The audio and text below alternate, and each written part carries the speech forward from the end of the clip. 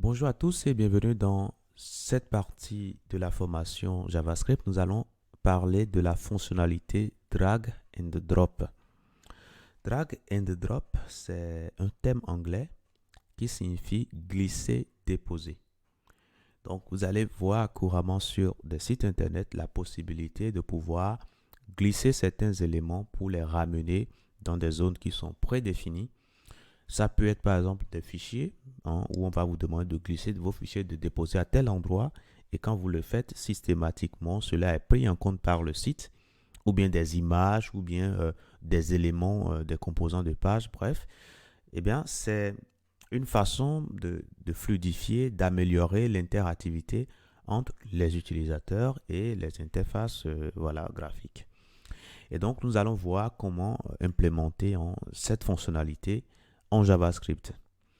Je vous ai préparé un dossier source.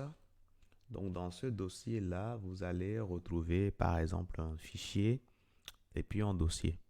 Je vais vous inviter à l'ouvrir directement avec votre éditeur de code. Donc, une fois que vous l'ouvrez, vous allez voir que c'est quand même un fichier très basique, le HTML ici.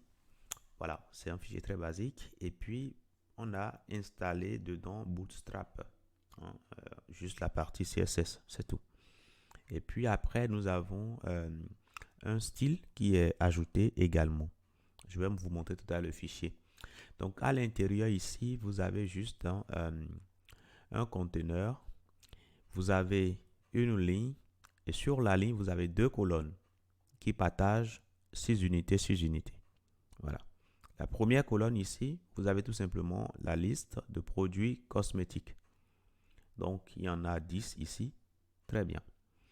Et dans la deuxième colonne ici, vous avez tout simplement une partie qui va contenir les produits cosmétiques que l'utilisateur aura choisi. Pour l'instant, nous avons juste un seul produit cosmétique ici. Voilà.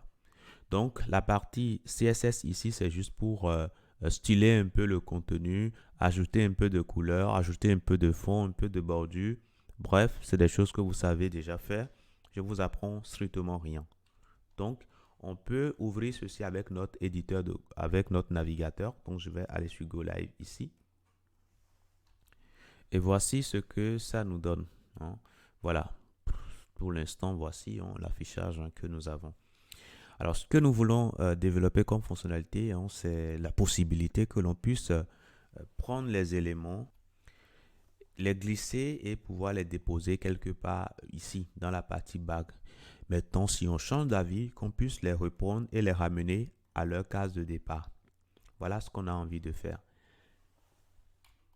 Pour l'instant, ce que vous allez constater, c'est que actuellement, quand je prends un élément, je tente de glisser, rien ne se passe.